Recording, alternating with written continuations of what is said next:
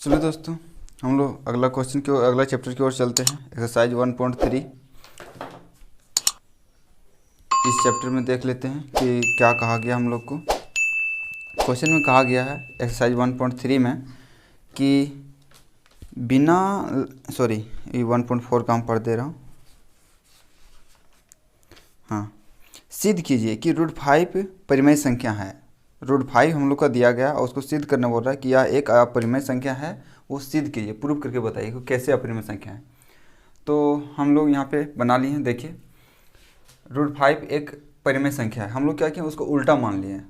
हमको सिद्ध करना है अपरिमेय संख्या, लेकिन हम उसको मान रहे हैं परिमेय संख्या, क्योंकि परिमेय संख्या को हम सिद्ध कर देंगे तो परिमेय संख्या का सारा रूल फॉलो हो जाएगा। इसका मतलब साफ पता चल जाएगा कि ये अपरिमेय संख्या है, क्योंकि रूल फॉलो करवा दे रहे हैं परिमेय संख्या का। तो देखिए, यहाँ से हम लोग चलते हैं। √5 एक परिमेय संख्या है, मान लिया हम लोग। तो परिमेय संख्या है तो हम लोग जानते हैं कि परिमेय संख्या उसको कहते हैं जो p/q के रूप में लिखा जाए और q ≠ 0 रहे, उसको हम लोग परिमेय संख्या कहें। तो वो रूल तो फॉलो करना होगा। अगर ये रूल को फॉलो करता है तो ये परिमेय संख्या है, और नहीं करता है तो ये अपरिमेय संख्या है। तो हम परिमेय संख्या का रूल फॉलो करके बना रहे हैं, इसका मतलब ये फॉलो नहीं करेगा, तो साबित हो जाएगा कि ये √5 एक अपरिमेय संख्या है। तो √5 = p/q के रूप में परिमेय संख्या माने, तो √5 को p/q के रूप में लिख सकते हैं, जहाँ q ≠ 0। अब क्या किया, लेफ्ट साइड और राइट साइड दोनों तरफ हम लोग स्क्वायर कर दिए, वर्ग कर दिए।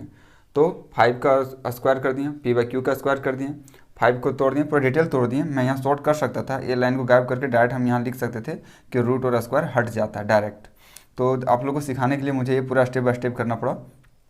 √5 × √5 हो गया, स्क्वायर का मतलब होता है 2 बार, और p/q × p/q लिखते हैं तो p²/q² लिख दिए। अब इसका 5 हो गया, रूट हट गया 25 का रूट 5 होता है, और p/q का यहाँ होता है p²/q²। अब क्या हुआ, ये q² को इधर क्रॉस मल्टीपल करा दिए, और इसके नीचे 1 छिपा रहता है, इसके साथ मल्टीपल करा दिए। तो 5q² = p², ये हमारा आ गया। अब यहाँ पे हम लोग देखिए, q² अगर इक्वल टू निकालेंगे तो ये 5 मल्टीपल में इसको राइट साइड भेजेंगे तो ये हमारा डिवाइड में चल जाएगा। ठीक है, तो ये डिवाइड में चल जाएगा। तो यहाँ पे हम लोग कह सकते हैं कि p / 5, p है सो 5 का डिविजिबल है, तो वही यहाँ पे लिखे हैं कि 5q² = p²। यह दर्शाता है कि p² 5 से विभाज्य, विभाज्य मतलब डिविजिबल है। ठीक है, और q² 5 का गुणनखंड है, और q जो स्क्वायर है ये 5 का गुणनखंड है, क्योंकि यहाँ पे मल्टीपल है, गुना पर है, तो ये गुणनखंड है। जो हमारा मानना गलत है, ये मानने गलत, क्योंकि हम शुरू में ही मान लिए परिमेय संख्या, हमको साबित करना है अपरिमेय संख्या। तो ये मेरा मानना गलत है, इसीलिए जो मेरा मानना गलत है, इसलिए √5 एक अपरिमेय संख्या है। ठीक है, नोट कीजिए इसको। अगले क्वेश्चन की ओर हम लोग चलते हैं।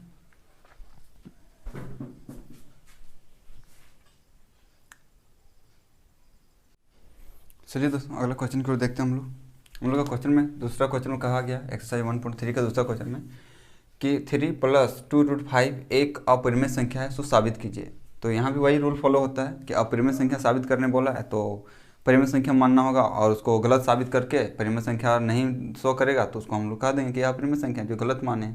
तो देखिए, उसी तरह है, माना कि 3 + 2 √5 एक परिमेय संख्या है। परिमेय संख्या मान लिया तो इसको p/q के रूप में लिखना पड़ेगा। 3 + 2 √5 = p/q, और जहाँ q = 0, ये तो परिमेय संख्या का रूल है। अब यहाँ क्या किए हम, 2 √5 जो है उसको 2 √5 को लेफ्ट साइड ही रहने दिए, और 3 जो प्लस में था उसको माइनस में ले आए राइट साइड में। अब यहाँ पे 2 जो मल्टीपल है 2 √5, 2 को यहाँ डिवाइड में कर दिए, तो p/q - 3/1, 1 तो छिपा हुआ बटे 2, क्योंकि ये 2 यहाँ से आया तो यहाँ पे बटे में आ जाएगा। ठीक है, और ये बटे में आया तो इसके बटे बटे यहाँ 4 हो गया, तो ये क्या होगा, 1 ऊपर गुना हो जाएगा और 2 नीचे। तो इसको डायरेक्ट हम यहाँ लिख दें, √5 = p/2q - 3/2। यहाँ पे समझिए कि कैसे हुआ। सो यहाँ पे देखिए, ये p/q है, p/q/2/1, एक बार इसको इसके साथ -3/1/2/1, इसको हम इस रूप में लिख सकते हैं p/q, और ये 1 ऊपर जाके मल्टीपल हो जाएगा, 2 नीचे, तो = p/2q होगा। इतना ना करके हम डायरेक्ट लिख दिए p/2q। ठीक है, और इससे भी हम लिख सकते हैं 3/1 × ये 1 ऊपर चल जाएगा और 2 नीचे, तो हो जाएगा 3/2। ये डायरेक्ट लिख दिए हम p/2q - 3/2, इतना लंबा चौड़ा ना करके, इतना, क्योंकि ये जनरली 10 क्लास का बच्चा है आप, तो आपको जनरली ये सब आना चाहिए। अगर ये नहीं आता तो आप समझिए कि 10 क्लास में आपको हार्ड मेहनत करना होगा, कड़ी मेहनत करना होगा। तो ये था, इसको कैलकुलेशन है, एक कैलकुलेशन आना चाहिए आपको। तो ये हो गया p/2q - 3/2, जहाँ p/2q - 3/2 ये देखिए p/q के रूप में आ गया, अब वैल्यू भी आ गया जो एक परिमेय संख्या है। ये तो परिमेय संख्या है, लेकिन √5 एक परिमेय संख्या नहीं है, क्योंकि हम लोग इसी का 1.3 का ही पहला क्वेश्चन में साबित किया कि √5 एक अपरिमेय संख्या है। तो एक अपरिमेय संख्या बराबर कैसे हो सकता है परिमेय संख्या का, यही तो गलत साबित हो गया। तो ये हम कह सकते हैं कि अतः हमने जो माना वह गलत है, इसीलिए 3 + 2 √5 एक अपरिमेय संख्या है। ठीक है, नोट कीजिए इसको, अगला पॉइंट की ओर चलते हैं।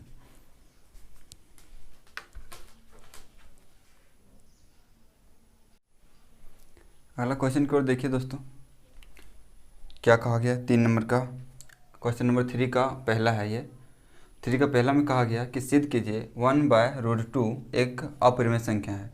तो अपरिमेय संख्या सेम टू सेम वही रूल फॉलो करेंगे और हर जगह वही चीज़ परिमेय मानेंगे, हर जगह उल्टा मानेंगे। तो यहाँ भी लिखे मान लिया कि 1/√2 एक परिमेय संख्या है, तो परिमेय संख्या p/q, q ≠ 0। यहाँ पे समझिए 1/√2 को मान लिए हम, लेकिन यहाँ पे ये हमारा 1/√2 है, तो इसको सरलीकरण किए, प्रेमीकरण किए, तो ये हो गया हमारा √2 नीचे था उसको ऊपर नीचे से मल्टीपल कर दिए, नोमिनेटर में भी और डिनोमिनेटर में भी। तो ऊपर में हो गया हमारा √2 और नीचे हो गया 2, क्योंकि √2 को √2 से गुना करें √4 होगा, √4 का वैल्यू 2 होता है, इक्वल टू p/q। अब यहाँ पे क्या किए,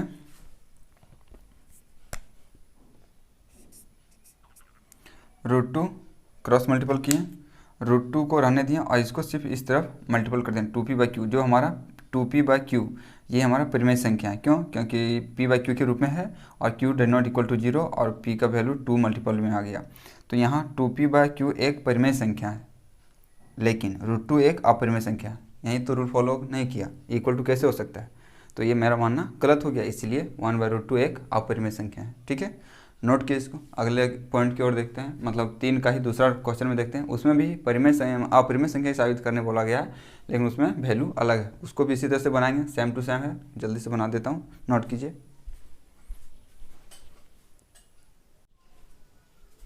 अगला पॉइंट की ओर देखिए, कहा गया है कि 7√5 जो है वो भी एक अपरिमेय संख्या है, ये साबित कीजिए कैसे है। तो अपरिमेय संख्या को हम परिमेय संख्या से फॉलो करवाएंगे, तो फॉलो नहीं होगा तो हम कर देंगे डायरेक्ट कि यह परिमेय संख्या को फॉलो नहीं कर रहा है, इसका मतलब ये अपरिमेय संख्या ही होगा। चलिए देखते हैं। माना कि 7√5 एक परिमेय संख्या है, तो परिमेय संख्या मान लिया तो उसका रूल से फॉलो करवाते हैं। अब परिमेय संख्या का रूल क्या है हमको पता नहीं, लेकिन परिमेय का पता है कि ये p/q के रूप में होना चाहिए और q का वैल्यू 0 नहीं होना चाहिए, q ≠ 0। तो √5 7 यहाँ मल्टीपल में था, इधर राइट साइड किए इक्वल टू का राइट साइड, तो ये डिविजिबल में चल गया। अब यहाँ हो गया कि p/7q एक परिमेय संख्या है। क्यों? क्योंकि p/q के रूप में ये फॉलो हो रहा है, इसलिए परिमेय संख्या है ये। लेकिन √5 एक अपरिमेय संख्या है, जो हम पहले क्वेश्चन में साबित कर दिए हैं कि √5 एक अपरिमेय संख्या है। तो एक परिमेय संख्या और एक अपरिमेय संख्या इक्वल नहीं हो सकता, यहीं तो गलत हो गया ना, साबित हो गया, जो मेरा मानना गलत है। इसीलिए 7√5 एक अपरिमेय संख्या है। ठीक है, नोट कीजिए इसको। फिर अगला पॉइंट की ओर चलते हैं।